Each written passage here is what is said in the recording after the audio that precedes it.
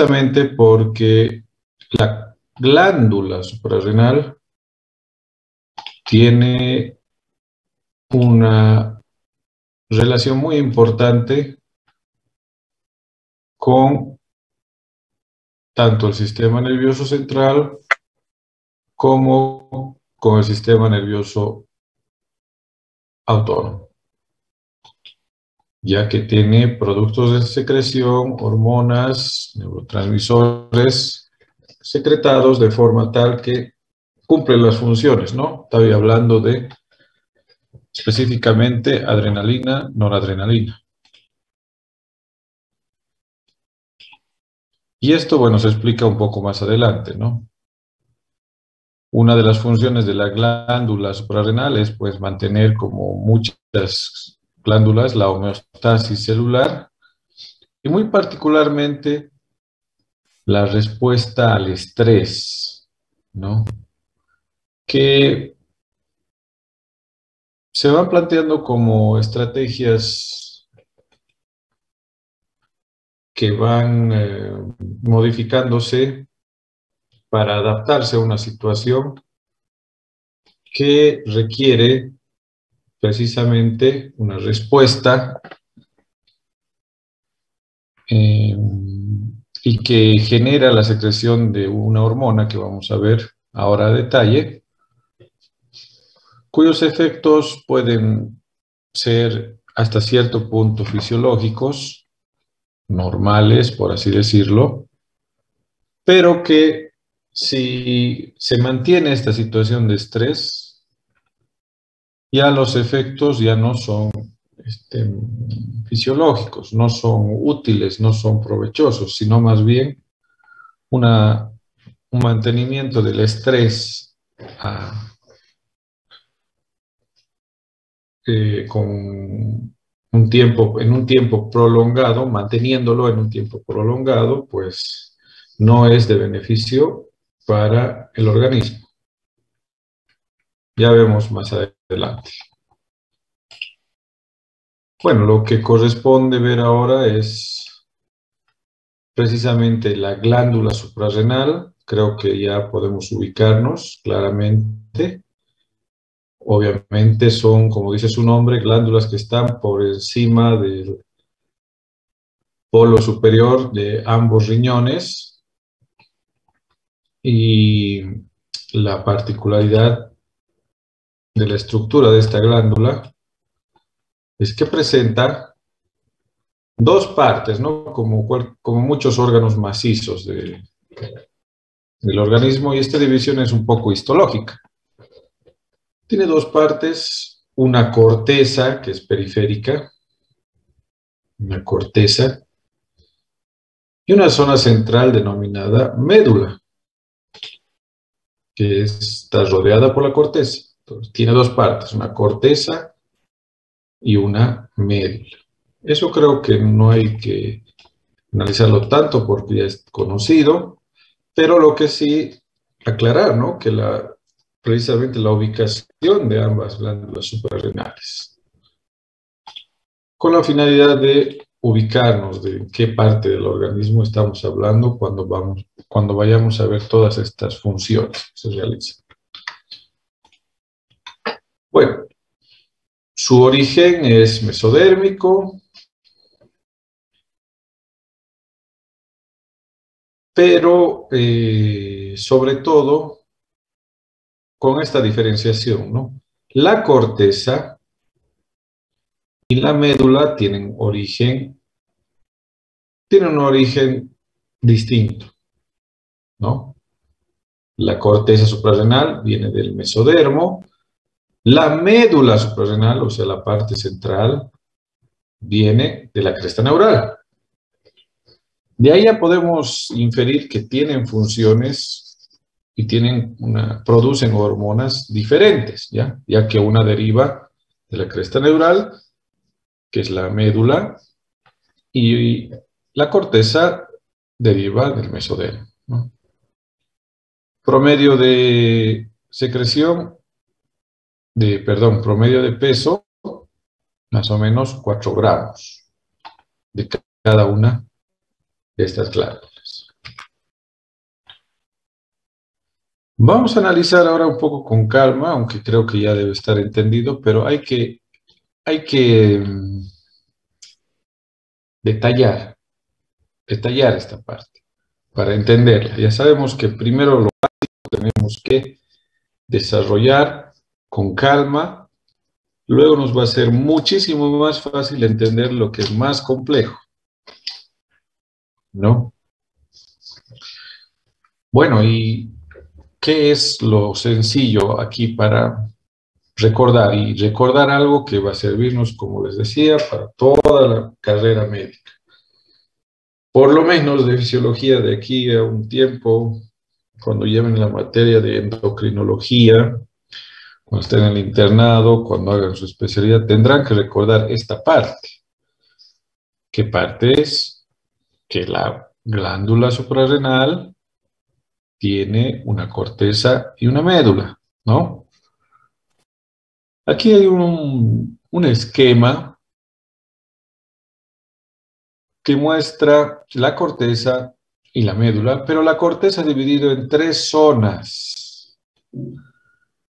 Muy importante, tres zonas. Y aquí estoy mostrando por lo menos estas tres primeras células que representan las tres zonas de la corteza. ¿Qué zonas son estas en la corteza? Que sí se pueden distinguir en un microscopio óptico, ¿no? Son precisamente la zona glomerular,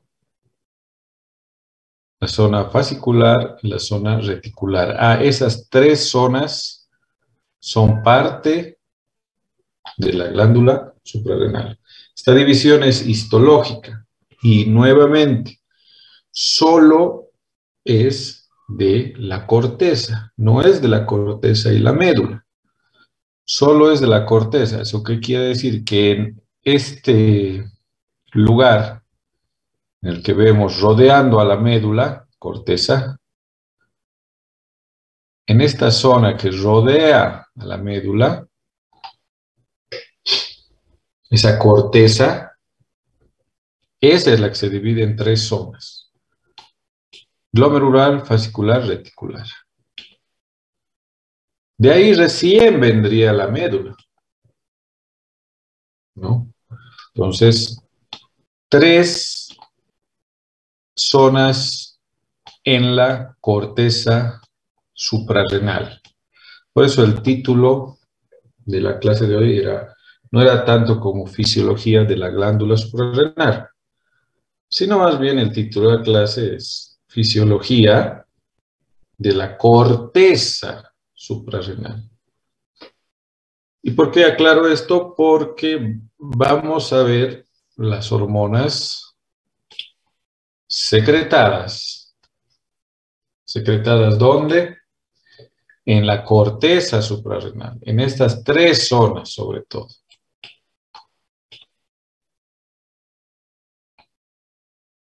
Muy bien. ¿Qué se secreta en estas tres? Vamos a hacerlo grande. En estas tres zonas. Primero, en la zona o capa. Zona o capa lo van a encontrar, se está refiriendo a lo mismo, ¿no? Zona o capa glomerular o glomerulosa. Por lo menos esto que está en estos cuadros deberían saberlo para toda su vida. Así que aquí prestar gran atención, ¿no? Primero, el producto de secreción, la hormona que se secreta en la corteza, para identificar son básicamente tres, ¿no? Pero eso no quiere decir que sean las únicas, porque hay otras cantidades de hormonas parecidas que se secretan también. Y eso lo vamos a ver con un poco de detalle. Vamos por lo grande primero, ¿no? Capa glomerular o glomerulosa o zona glomerular o glomerulosa. Esta capa secreta lo que se denomina un mineralocorticoide. Mineralocorticoide. Hormona, secreción, mineralocorticoide. Mineralocorticoide. De mineral, ¿no ve? De ahí con eso pueden darse cuenta. De mineral, ¿no? Mineralocorticoide. Mineralocorticoide más importante y que tiene todo un sistema aparte para su control y secreción es la aldosterona. Entonces, uno de los productos de secreción de la corteza suprarrenal, de la primera capa, es la aldosterona, de la capa glomerular. Sí, seguidamente tenemos una segunda capa o zona, denominada capa o zona fascicular. Esta capa o zona fascicular,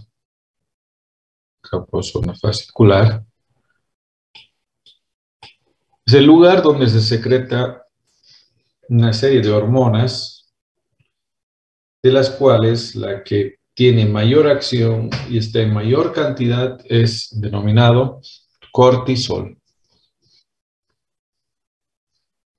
Cortisol. Entonces, zona fascicular es cortisol.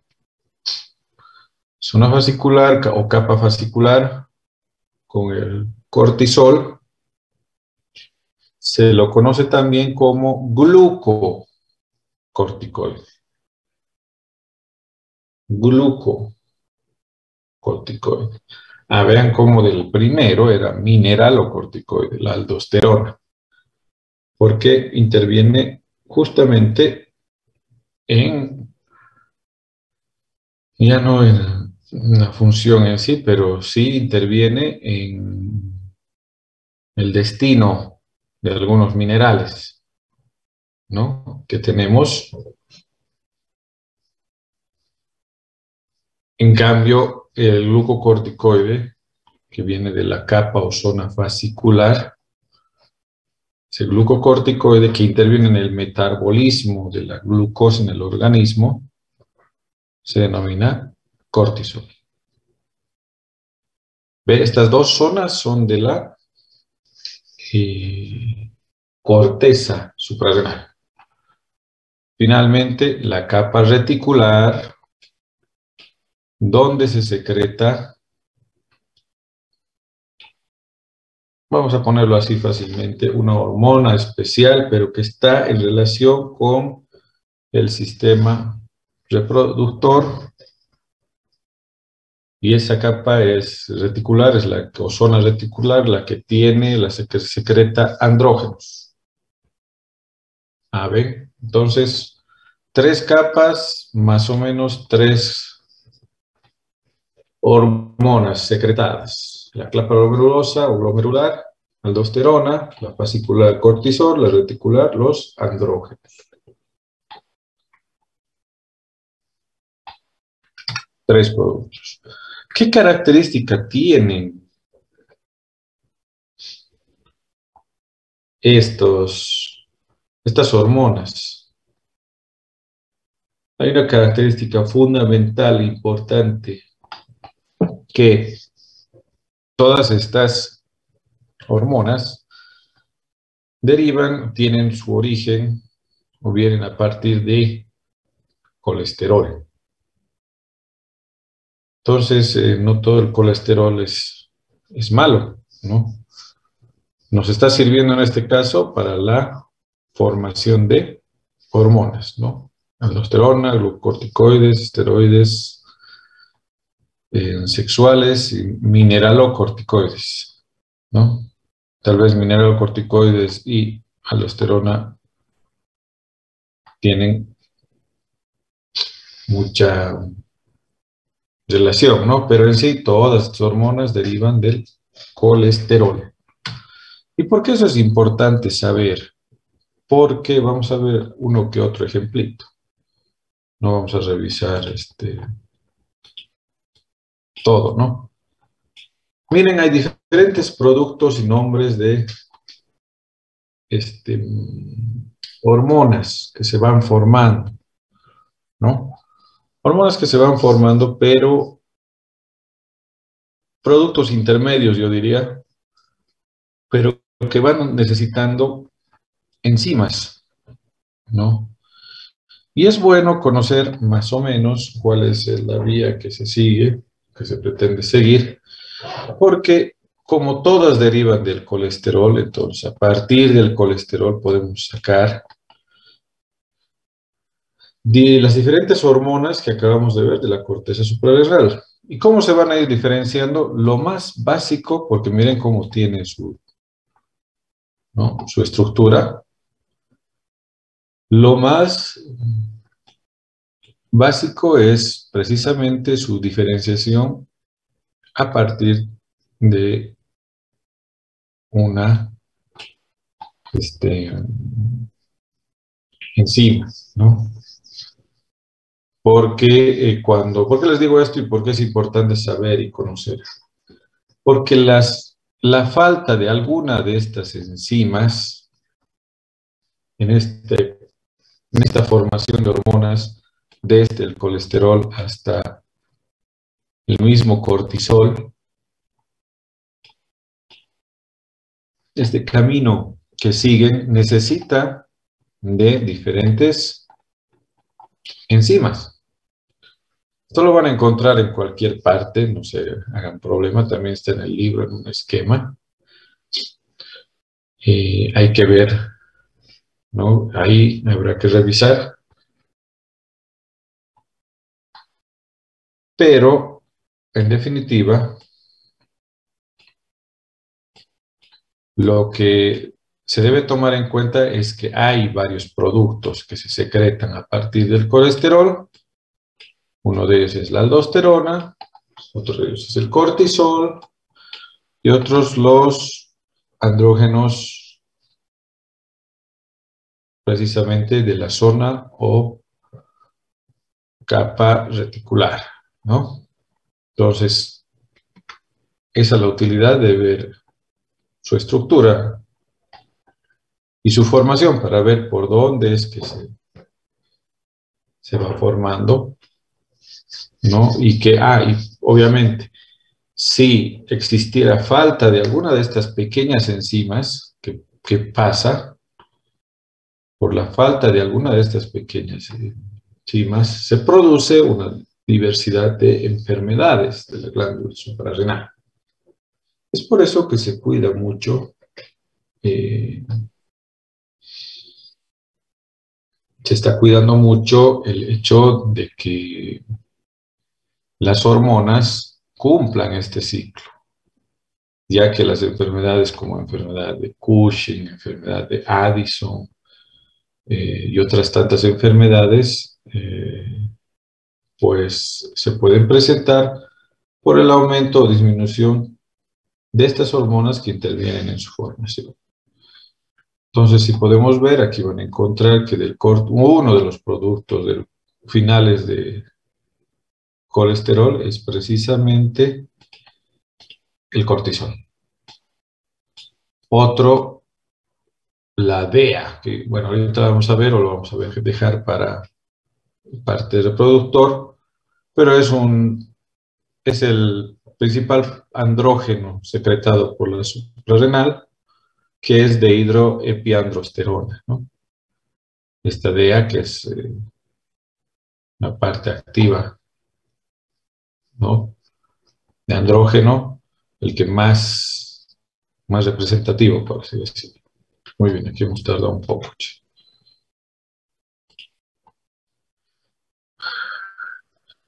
Viendo a grandes rasgos la aldosterona, ¿no? La aldosterona tiene una función bastante clara, ¿no? Y esta función es la de regular el balance de sal y volumen o líquido extracelular. Esa es su función de la aldosterona.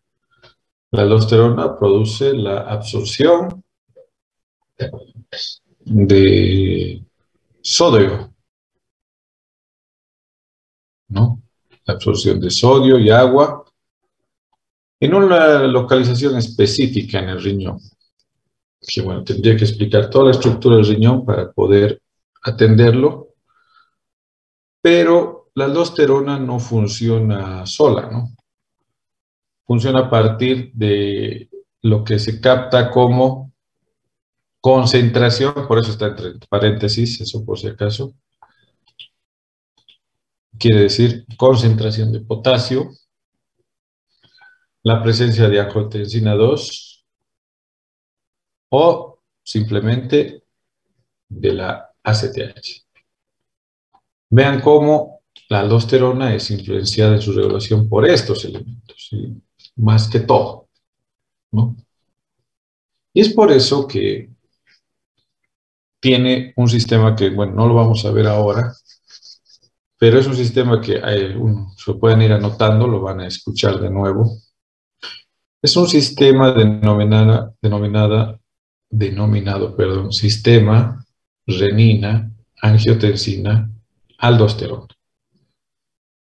Me parece que es un sistema nuevo, o tal vez ya lo conocen, pero por si acaso, este sistema es toda una secuencia de secreción de sustancias, de hormonas, muy importante porque habiéndose identificado que esa es la vía por la que se secreta la aldosterona, los medicamentos que actúan sobre este sistema permiten que no se genere enfermedades relacionadas, ¿no? con esta parte. Una de las cuales es, por ejemplo, la presión arterial elevada. Las personas hipertensas, muchas, reciben medicamentos que son para evitar la activación descontrolada del aldosterona. Y miren, si podemos ver, es el sistema renina, angiotensina, angiotensina, aldosterona. Ve que está al medio ahí. Y su función precisamente es la reabsorción de sodio y agua sobre todo, ¿no? Sodio y todo lugar donde se vaya el sodio se lleva agua, así que es agua. Entonces un sistema renina, angiotensina, aldosterona, lo vamos a ver con detalle en el tema que corresponda. Y es muy importante el lugar específico donde actúa la aldosterona, que lo vamos a ver de este gráfico que es histológico más que todo. Pero ¿qué lugar es este? Este lugar es la nefrona, es el glomérulo renal. Pero no actúa en el mismo glomérulo, ¿no? Sino actúa en el túbulo. Aquí está un túbulo pasando, por eso aquí dice, miren, túbulo distal. Este es un corte no longitudinal, sino transversal del túbulo contorneado distal. Por eso se lo ve así. Y es precisamente aquí donde actúa la aldosterona. Miren, de lejos y un poco complejo, ¿no? Ya lo vamos a ir grabando porque hay que repetirlo varias veces. Y sus sitios de acción, pues precisamente son el túbulo distal, el túbulo colector, ¿no? ¿Qué más tenemos? Bueno, esto de aldosterona lo vamos a dejar en un tema aparte, porque nosotros nos vamos a concentrar en otra hormona, ¿no? Y precisamente la hormona a la que más o menos nos vamos a enfocar es la hormona denominada cortisol, ¿no? El cortisol que es básicamente secretado en su gran mayoría, secretado cortisol en la, no, perdón un ratito, es secretado en la glándula, en la corteza de la glándula suprarrenal, en la zona correspondiente, y si bien es, aquí no está mal, ¿no? Decir en la glándula suprarrenal, pero en realidad ustedes ya saben que es en la corteza suprarrenal, y es en la zona o capa fascicular que se secreta. A ver, entonces ahí está el detalle. Ahora vamos viendo con más detalle. El cortisol se secreta ahí, no solo glándula suprarrenal.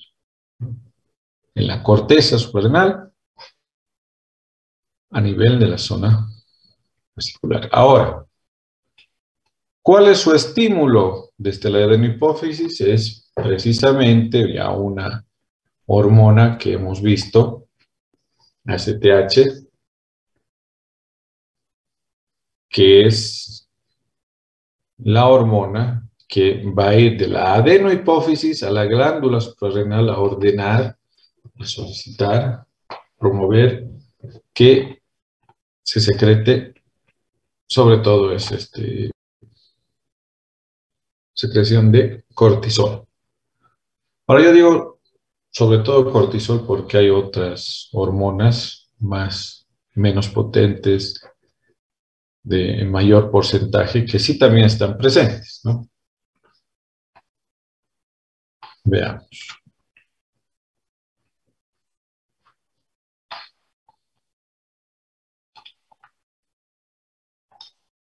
¿De dónde derivan esta adenocorticotropina? Nuevamente, miren, la proopiomelanocortina. Proopio, ¿no? Como que viene del opio, como que viene de la secreción de melanina, ¿no?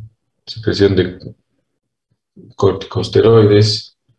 Por eso su nombre, el nombre de esta molécula tiene varios destinos, por así decirlo, ¿no? Y uno de ellos, precisamente, es la adenocorticotropina. Otros productos de secreción, como hemos visto en la clase de dolor, por ejemplo, la beta-endorfinas, secretan a partir de esta molécula, la beta-lipotrofina y una hormona estimulante de melanocitos. Entonces, de ahí deriva la adenocorticotropina.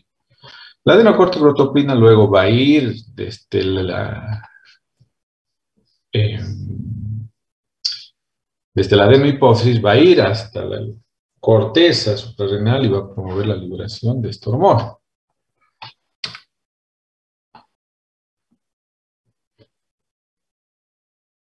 Entonces le vamos a dedicar ahora más a esta clase, le vamos a dedicar para analizar sobre el cortisol, ¿no?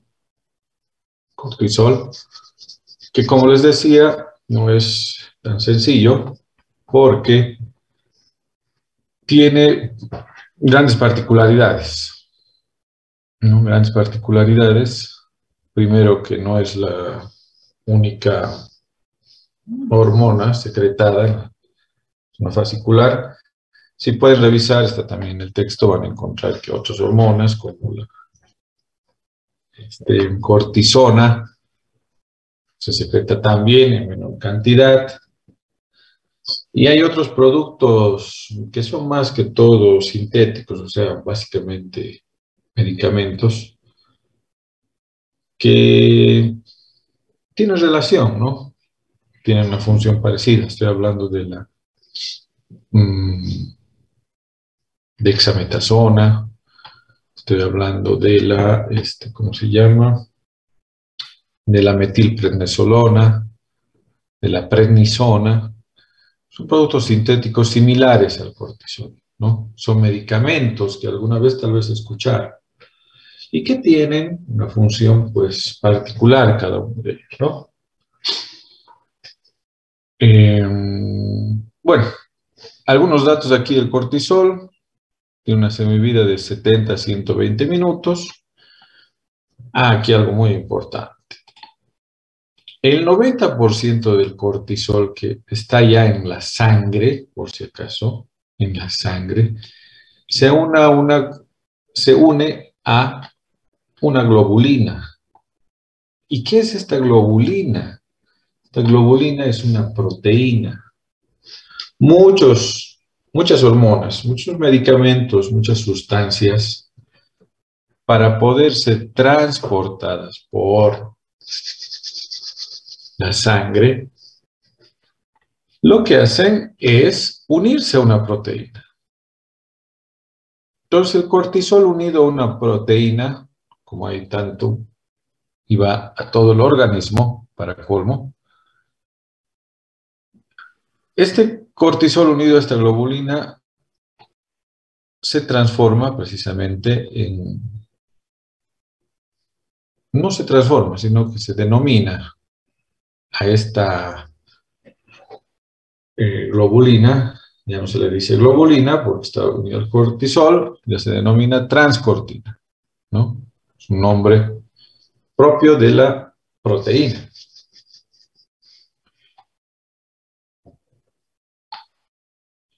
La producción de cortisol es más o menos de 15 a 20 miligramos por día.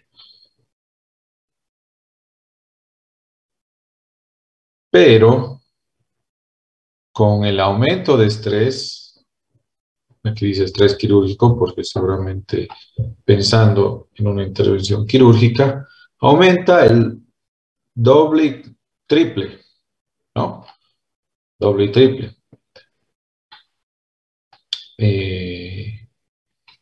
Bueno, enseguida lo vamos a ver. Y bueno, aquí hay dos cosas importantes. Primero, que verán aquí que está apareciendo nuevamente, muy importante tomar en cuenta,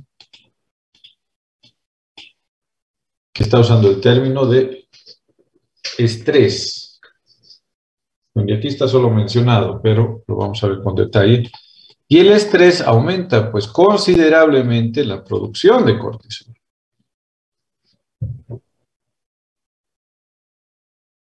Considerablemente aumenta la producción de cortisol, de estrés. Otro pico de secreción también se da nuevamente por la relación que tiene la glándula secretora, el sistema, todo en sí, por la relación con el ritmo circadiano, o sea, el ritmo, ¿qué es el ritmo circadiano? Es el ritmo de, básicamente, ese ritmo de horas de sueño, horas despierto, que permite al organismo realizar sus funciones, ¿no? Ahora uno diría, bueno, ¿esto qué tiene que ver, no? Que esté dormido y que esté despierto, ¿qué tiene que ver con el cortisol? Y bueno, resulta que en las primeras horas de la mañana, las primeras horas de la mañana, si no es más antes en la madrugada, el cortisol tiene un pico de secreción. Tiene un pico de secreción. Entonces, nuevamente, hacer énfasis, nuevamente, jóvenes, las horas de sueño se deben respetar. Se deben respetar. No es saludable levantarse, ya les decía, ¿no? Como estamos siempre, como estoy siempre mencionando en clases, no es muy común que a las 3 de la mañana uno se levanta y lo primero que hace es ver su celular, ¿no? Para ver si de milagro alguien me ha escrito a medianoche, digamos, ¿no? Porque no siempre puede estar escribiendo tan tarde. Pero bueno, uno lo hace automático porque ya estamos acostumbrados. Y lo que yo estoy haciendo, primero estoy estimulando y todo eso que hemos visto, ¿no? En visual, pasa mis lentes, pasa todo, me refiero a los lentes orgánicos, ¿no? Pasa mi retina, pasa mi humor vítreo, llega hasta mi nervio óptico, ese mi nervio óptico lo lleva hasta la región posterior y me hace que envíe un mensaje que diga, bueno, el cerebro, señores, ya empezó el día a las 3 de la mañana y se despierta. Entonces, fuera de que no tengo un buen descanso, porque no dormí mis 7 u 8 horas que son para mi edad, adicionalmente eso que me despierta, ya me empieza a hacer secretar a esa hora cortisol, porque ya las órdenes han sido dadas y que empiece la secreción de todo. Y lamentablemente esta secreción alterada no es beneficiosa para el organismo, por las funciones que vamos a ver enseguida. Pero debe quedar claro que los picos de cortisol, ¿no?, se dan de acuerdo al ritmo circadiano a primeras horas de la mañana. Y es por eso también que va descendiendo durante las horas de sueño, y lo cual está muy bien porque hay que buscar una forma de recuperar la energía y poner todo nuestro organismo en reposo. Más aún si tienes esto, no sé, una actividad que lamentablemente exige que estés despierto, digamos, en la noche, ¿no? Pero, como es, por ejemplo, de la práctica médica, ¿no? Ustedes ya saben, como, bueno, tal vez no saben, pero ya lo van a saber, lo que es quedarse despierto toda la noche, ¿no? Y bueno, el ciclo normal sería que exista un pico de secreción a primeras horas de la mañana cuando se despierta la persona. Después de eso, más difícil.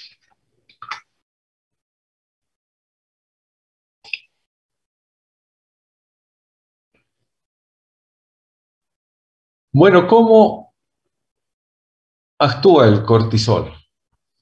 Para hacerlo sencillamente, de manera sencilla, tiene varios efectos el cortisol.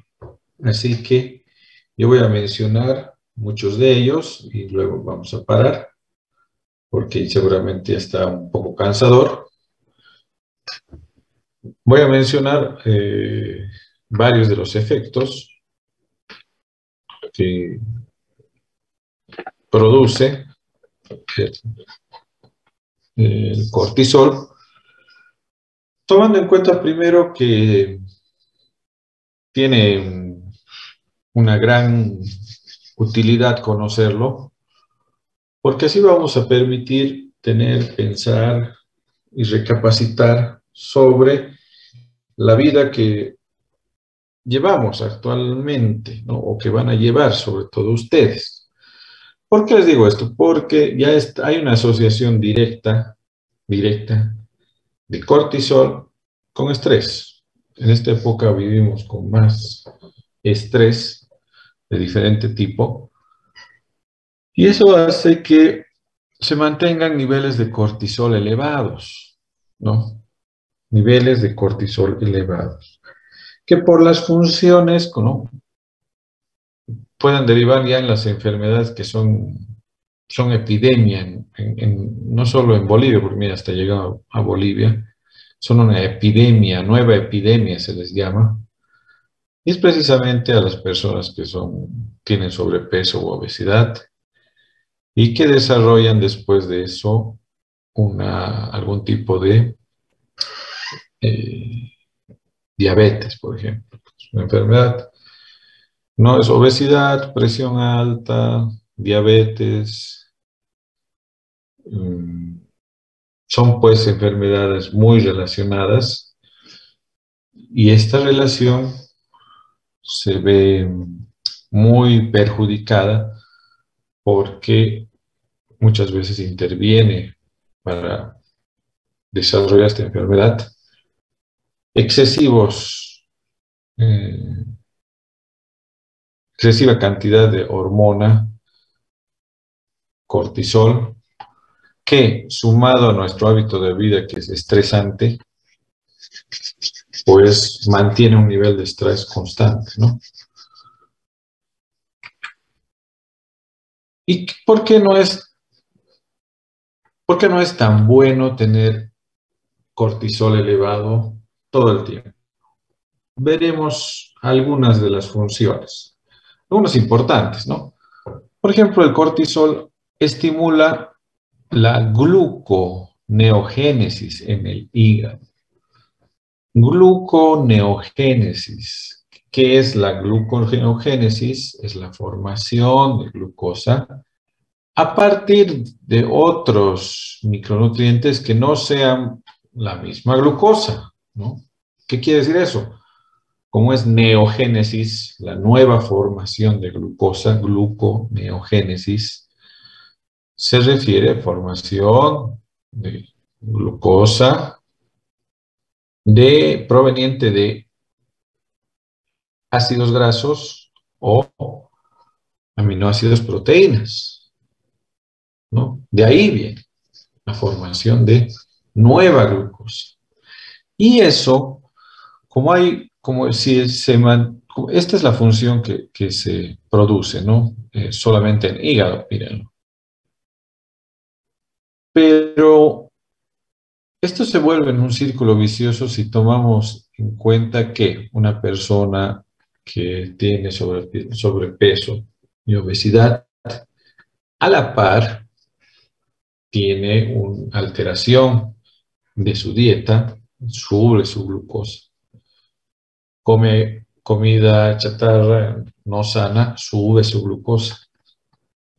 Tiene una vida sedentaria y también una vida muy estresante por su trabajo, donde para la mayor parte del tiempo.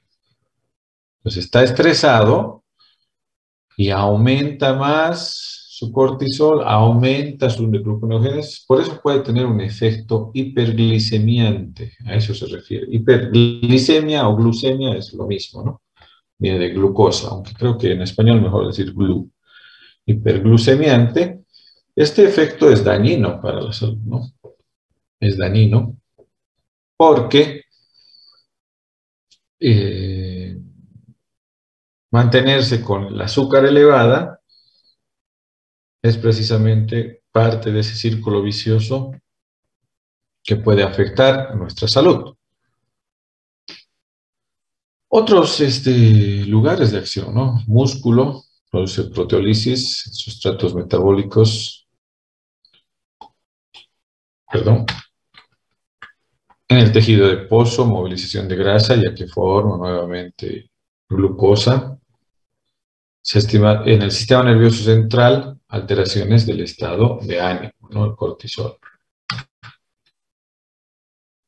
A ver, no vamos a ver. Tiene también un efecto inmunológico, ¿no? No voy a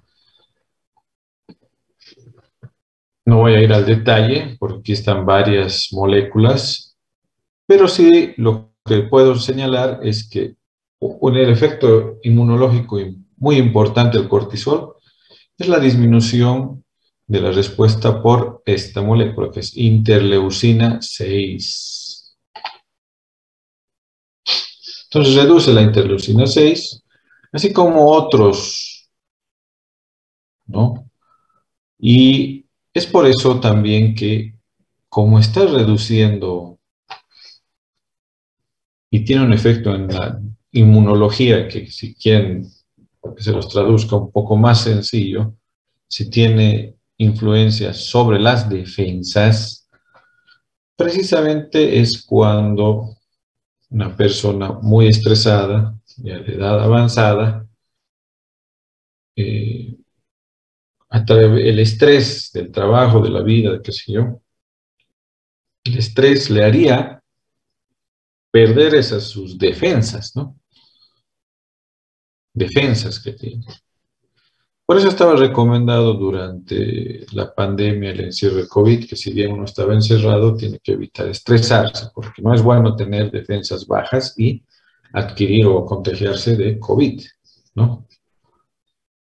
En cambio, el cortisol, eh, sobre todo con grandes aumentos en la cantidad, en la secreción, pues sí influye en la respuesta inmunológica.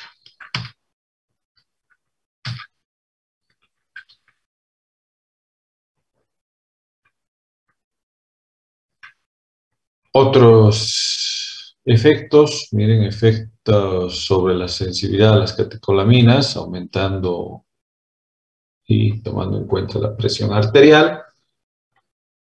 Y ayuda también a mantener un poco la microcirculación, o sea, de vasos sanguíneos más pequeños.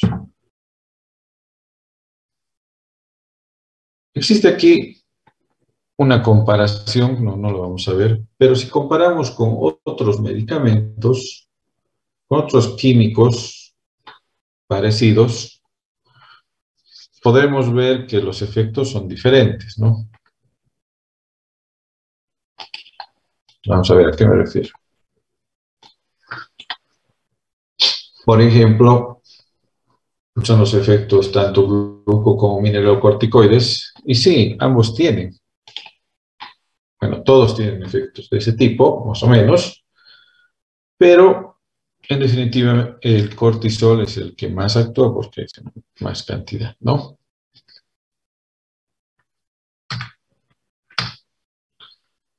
Muy importante tener en cuenta de que si bien el cortisol tiene un efecto glucocorticoide, también tiene un efecto, un poquito de efecto mineralocorticoide.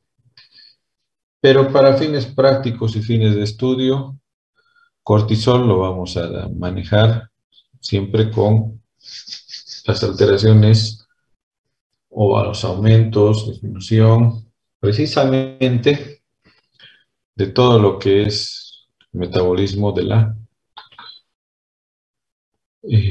glucosa, más que reabsorción, absorción de sodio o potasio, ¿no? Minerales, más glucosa.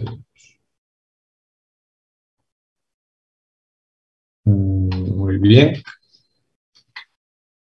voy a dejar de compartir. Hasta aquí llegamos, jóvenes. ¿Alguna pregunta? Recording stopped. Tenemos pendiente el examen el otro lunes, ¿no ve? Sin cambios, ¿no ve? ¿O ya no damos?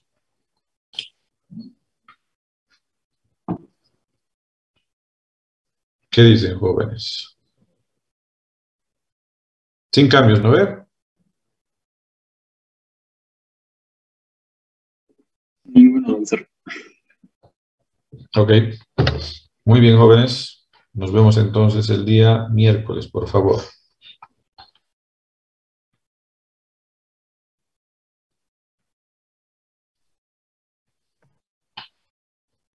Hasta luego, doctor.